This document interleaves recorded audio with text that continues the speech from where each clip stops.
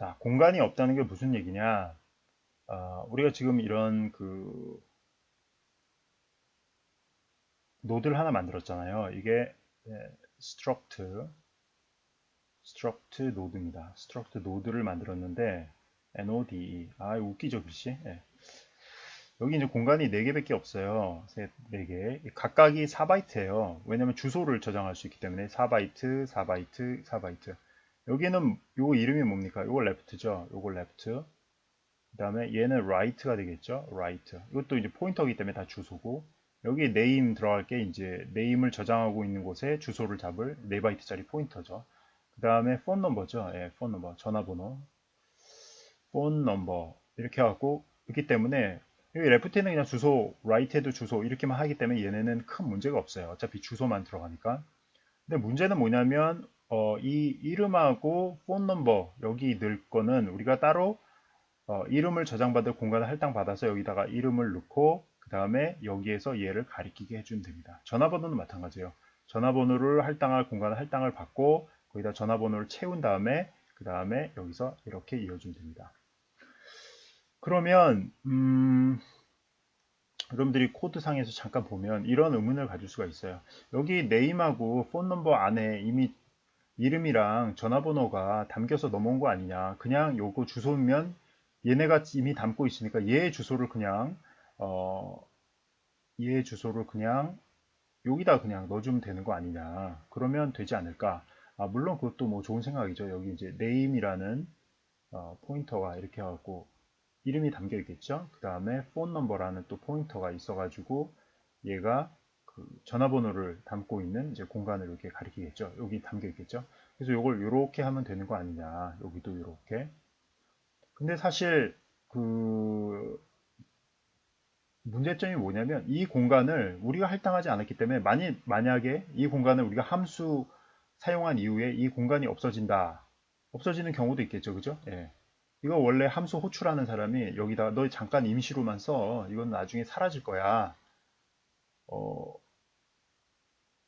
라고 해가지고 이제 호출을 했다면 이 공간을 쓸 수가 없어요. 그러니까 우리는 우리 함수 내에서 독자적으로 공간을 하나 할당을 받아서 여기 있는 내용을 그대로 카피해서 여기다 넣고 여기 있는 내용을 또 그대로 카피해서 여기다 넣고 요걸 이렇게 우리만의 공간을 할당했으니까 함수 이후에도 이 공간이 사라진다 하더라도 여기 내용이 남아 있으니까 보다 안정적으로 이게 되겠죠.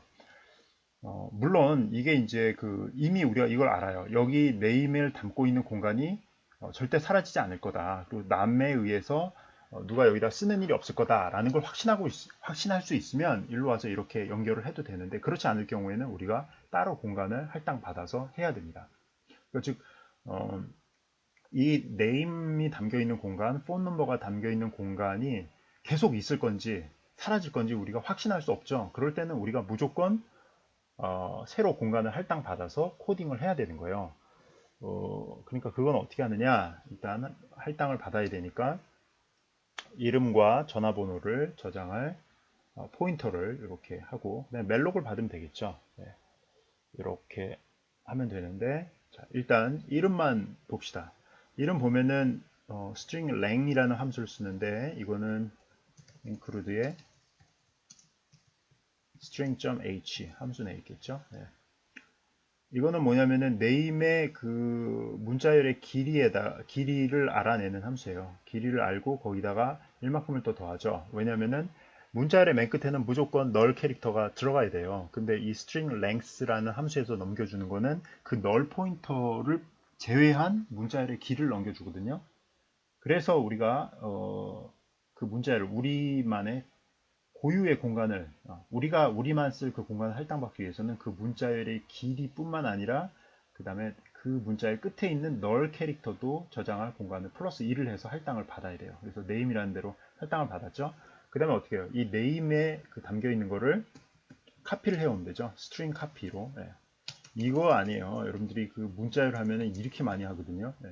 여기서 참 또 헷갈리게 뭐냐면은 여기 언더바를 치고 네임을 했죠. 그 다음에 얘는 네임을 했죠. 이건 서로 완전히 다른 이름이에요. 그죠? 예.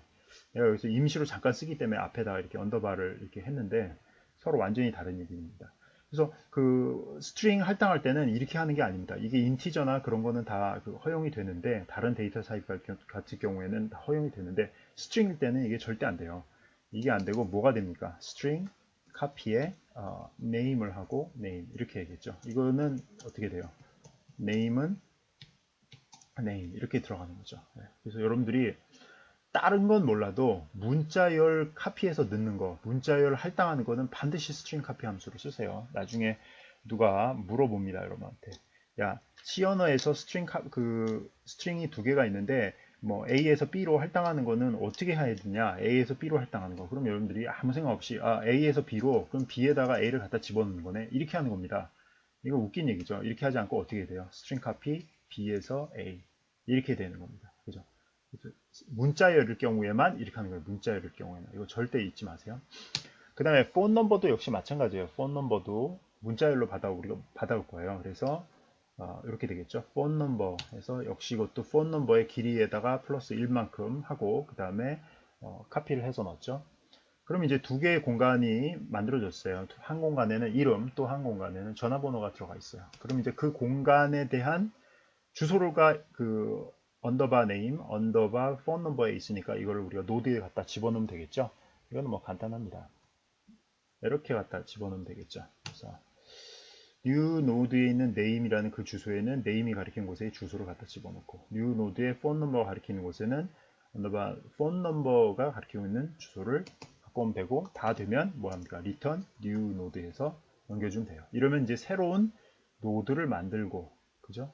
그 다음에 left, right 그 포인터는 초기화를 했고 그 다음에 우리가 받아온 사람 이름과 그 사람의 전화번호를 공간을 할당을 해서 그죠? 이렇게 공간을 할당해서 이거 네임이겠죠? 네임 이게 네임 언더바 네임 언더바 폰 넘버 이렇게 따로 공간을 할당을 해서 받아온 거를 여기 이게 바로 스트링 카피하는 거죠. 스트링 카피 여기다 써야지.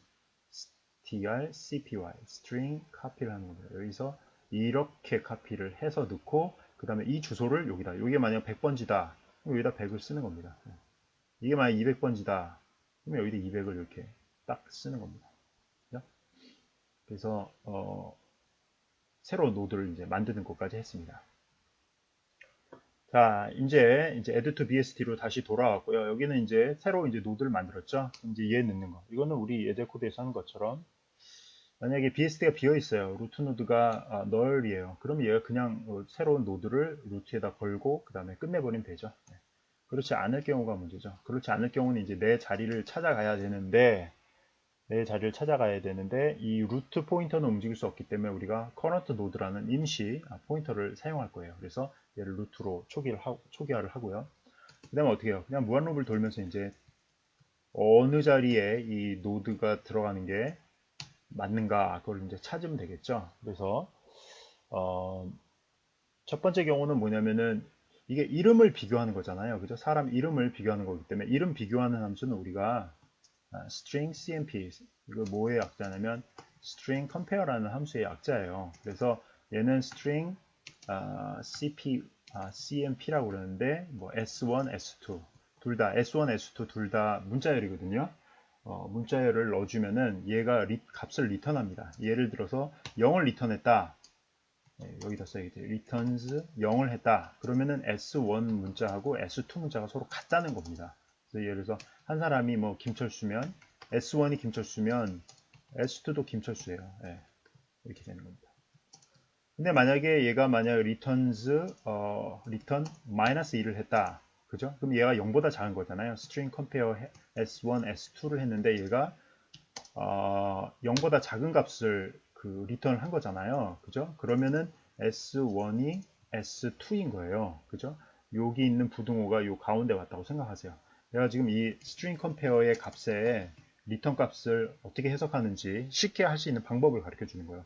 string compare한 값이 0보다 작은 값, 뭐 -1이 들어왔다라고 하면 요 부등호를 여기다 요 가운데에다 넣습니다. 그러면 이건 뭐냐면은 S1이 S2보다 먼저 나타나잖아요. 사전에서 먼저 나타나는 얘기예요. 그러니까 즉 어떤 경우냐면 S1은 김철수인데 김찰수가 아니죠.